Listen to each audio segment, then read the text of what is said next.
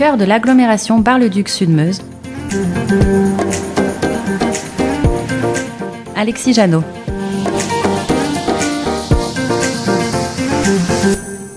Bonjour à tous. Il y a quelques jours a eu lieu l'inauguration de la fin de plusieurs mois de travaux de réhabilitation de l'école Jean Errard à Bar-le-Duc. C'est une satisfaction pour Madame le maire Martine Joly. 15 mois de travaux, les délais sont quasiment tenus pour une rénovation complète du bâtiment, depuis la toiture, la ventilation, le mode de chauffage, etc. Presque 3 millions de travaux. Nous sommes très très contents à la fois du résultat et des délais tenus.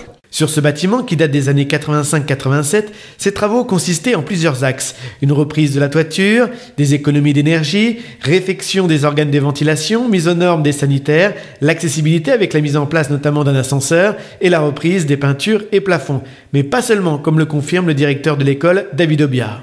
L'éclairage dans les classes, qui est un éclairage beaucoup plus confort, qui permet d'être moins fatigant. Après, on est reparti quand même sur de l'existant. On a un ascenseur, mais pour l'instant assez peu utilisé.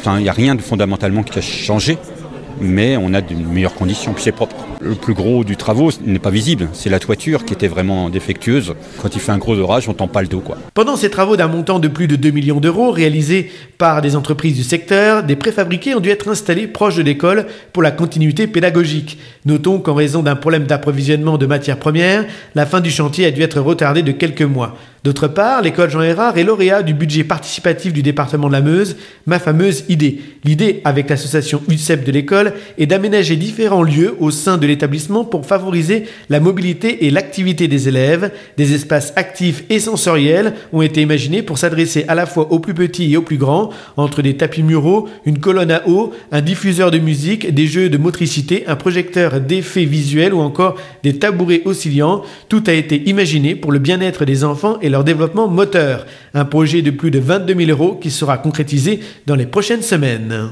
Retrouvez ce programme en replay sur notre site www.meuse-fm.com.